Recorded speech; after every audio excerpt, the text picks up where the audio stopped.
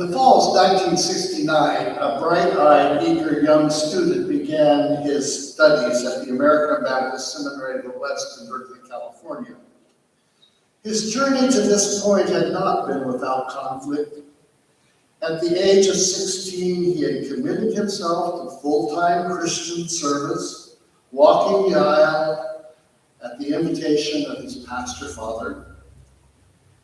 But then the next year, his father died unexpectedly, and he was burdened by both the loss of that fatherly guidance and the insistence of his grieving mother that it was his responsibility to fill his father's shoes, to complete his work. By the time he began college the next year, his anger and confusion had led him to say that ministry was the last thing he would ever do. Fortunately, an infinitely wise and patient God had other designs on the young man's life. By the time he finished college, he had come to realize how deeply rooted his life was in the Christian tradition and the church. Practically, it was clear that ministry made sense as a career track. And then, of course, there was that promise he had made a few years earlier to say yes to Christ's call to full-time Christian service. And he did not make commitments lightly. Once he made them, he felt obligated to follow through. Seminary proved to be the right decision. It was intellectually stimulating and spiritually deepening. It also provided several good experiences with congregations. It's interesting that in these years in seminary, that these years in seminary were at the height of the Vietnam conflict, when many were fleeing the draft, fleeing to seminary to avoid the draft. During his time at MSW, he was one of only 2 students set on working as a traditional parish pastor. However, that commitment was derailed for a time while he tried to understand how he could be both a pastor and a gay man. It was an enormous challenge in the early 1970s. The first openly gay man had been ordained by the United Church of Christ, so it seemed like there might be a path forward. On the other hand, the American Baptist Churches USA was not the UCC, and the opportunities seemed slim to none. After spending time wrestling with these realities, he chose to step away from his calling once more and explore other career options. But at the end of the summer of 1973, after he had graduated from seminary and spent that summer studying acting at the American Conservatory Theater, he made a road trip from Berkeley to Boise to see his family, then on to Seattle to see his friends, and then back to the Bay Area. Driving all those miles alone, he had time to reflect on the course of his life, on the course his life was taking, and it became clear to him that he was running away from his call. He returned to the Bay Area that fall and asked the pastor of his own congregation to pursue ordination as an openly gay man. Though somewhat surprised, his pastor agreed to support these requests, and a long process was begun. Of course, you recognize that that young man was me. This was a crucial part of my coming to own my true identity as a gay man, while also honoring my true call to ministry. That long and winding road covered 23 years, with 3 failed examinations by a regional ordination commission before Lakeshore Avenue Baptist Church voted to give me local ordination in 1996. In a significant sense, this was enough for me, not only because ordination has historically been the work of local congregations in the Baptist tradition, but also because the congregation and I had journeyed together all those years. While not unanimous, their support had been unwavering. I believe with all my heart that ordination is not a formality. It comes from the heart of a beloved community that has examined a candidate, found them both called and worthy, and indeed claimed them as their own. So on a hot Sunday afternoon, Gay Pride Sunday in 1996, LABC West ordained me in a long and moving service. There were too many hymns, too many anthems, too many readings, and too many charges, and every bit of it was worth it to me. After all those years of waiting, it was a huge relief to finally have my call honored officially and ritually. It was not particularly surprising that I had over the years accumulated a whole lot of material which I wanted to include in that service, and I mostly did. You experienced some of it today. We reprised some of the elements of that service. Thank you so much to Ken for singing Sure on This Shining Night. My sister sang that as the intro for that service. And a footnote, as far as I know, I was the first openly gay LGBTQIA plus Baptist to be ordained. Hard to know amongst Baptists, but eventually the Evergreen region of the ABC USA officially recognized my ordination and made it standard in the ABC USA system. In 2001, I was called to my first interim pastorate, Door Street Baptist Church in San Francisco. And over the past 25 years, I have served one settled and 6 interim pastorates. Complete with all the joys and challenges of parish ministry, this work has felt like a fulfillment of that long ago calling. Okay, enough history and background for now. Today's texts are the same ones my friend and mentor David Bartlett used at my ordination service. And I even borrowed his sermon title for today, though I won't be sharing his sermon. But what of these ancient words? This week I wrote a piece for the National ABC Ministers Council newsletter, in which I reflected a bit on Isaiah 43 and the meaning of ordination. I titled it by name I have called you. This is some of what I shared with my clergy colleagues. Ordination to professional ministry is a complicated thing, especially for a people who profess to hold to the priesthood of all believers, which Baptists do. To address this, many churches record some announcements such as Pastor so-and-so, insert name here, ministers, the whole congregation. Have you seen that? And it is true in the end. We are all called to serve.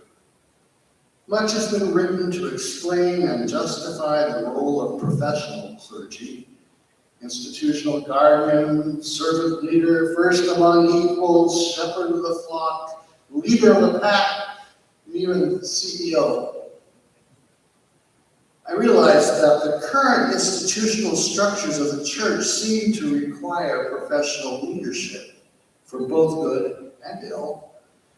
It's useful for the church as it currently exists to have some people set aside and trained to lead the congregation. But it can also be a liability, especially when it results in let the pastor do it. That's what we're paying for, isn't it? So ordination walks a fine line between one who lives among the people, facilitating the ministry of the whole congregation, the body of Christ, and those who see themselves as the CEO or the head of the body, a role scripturally reserved for Christ. Now, I have no desire to unpack this ongoing tension between call and practice this morning. However, I do believe it is important to acknowledge it, if for no other reason than to keep us who claim the title of clergy humble and open to the roles to which we are called by both God, the God whom we serve, and the people whom we also serve in shaping the work that we do. Servant leader is somewhere near where I want to land. One of the texts from my ordination service was the familiar one from Isaiah 43 that Evan read. Though it may not be a direct application of the intent of this particular passage, over time we have latched on to the beauty of the prophet's proclamation in which God says, I have called you by name. You are mine. And because you are precious in my sight and honored, and I love you. What lovely words to read over those who claim that they have heard this call in a unique way and have responded as Isaiah himself did when he said, Here am I, send me. What a profound gift to be deemed precious, honored, and above all, loved by the Holy One, and to offer oneself in service to such a one. In the context of ordination, these words take on special meaning, but in a larger sense, they are fundamental to the good news we are all called to proclaim and indeed live out. Not in some bid for sainthood or as superior beings, but as servant leaders for a people who need to hear and claim the same truth for themselves. In one sense, clergy are mediators of the Word of God to the people with whom we walk and indeed to all of creation. The amazing truth of the gospel is that God, who created the universe, who spangled the sky with sun and moon and stars and caused rivers to flow and oceans to teem, is also familiar with two tiny sparrows and has even numbered the hairs on the head, at least of those who still have hairs to count. I've called you by name. You are mine. Because you are precious in my sight and honored, and I love you. Professional or not, how can one not want to spread this good news far and wide, even to the ends of the earth? Working now in interim ministry, I recognize my role in both institutional maintenance and helping to envision a God-filled future for a congregation, in this case, this congregation. I've been trained to do the work, and I have experience as part of my professional identity. I value the work I do, but in the end, the piece that the most inspires me, that keeps me in the game at my advanced age, is a deep desire to follow through on the call I heard now more than 60 years ago at 16 to give my life to full-time Christian service. Then there's Paul wrestling with the church he planted in Corinth. In his context, he was trying to convince those church members of the rightness of his particular leadership, given competing voices and his distance from them. We don't need today to dig deeply into the nature and outcome of this conflict and how we might see Paul, but Paul does offer some real wisdom as he tries to identify for the Corinthians, and maybe for himself, what it means to be their leader. As his key text on that hot June afternoon, David focused on this verse. Therefore, since it is by God's mercy that we are engaged in this ministry, we do not lose heart. He repeated several times the notion that I had been mercied into ministry. Mercy into ministry. I suppose, among other things, he was acknowledging that I had not lost heart because I sensed that my call to ministry was by the mercy of God. I'm still not completely sure how that happens. Maybe because it's still happening. But doesn't this fit with the claim that God knows us and calls us by name and mercies us into ministry? It is then by God's mercy, God's compassion, God's love that we are engaged in ministry of any sort. As a result of this grounding in the holy, we do not lose heart. We answer the call by saying yes and living out the good news. For we do not proclaim ourselves, we proclaim Jesus Christ as the Holy One and ourselves as your ministers for Jesus' sake. For it is God who said, "Let light shine out of darkness," who has shown in our hearts to give the light of the knowledge of the glory of God in the face of Jesus Christ.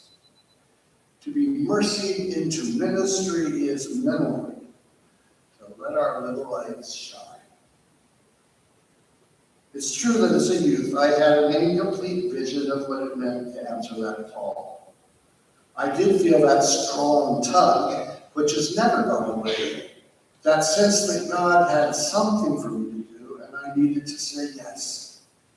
That call has manifested in many ways over the years, and I pray that I am still learning and growing in my understanding of what it means to be a minister, engaged in full-time Christian service, called by name, loved by God, mercy into ministry.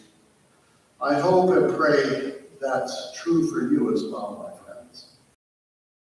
Where the road may lead, hold on to these ancient forming truths. I have called you by name. You are mine, because you are precious in my sight and honored, and I love you.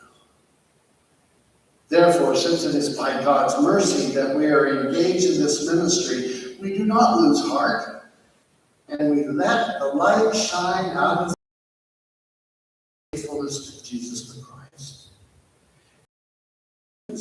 and spread it far and wide, as you are called and you are able. Blessings on the journey.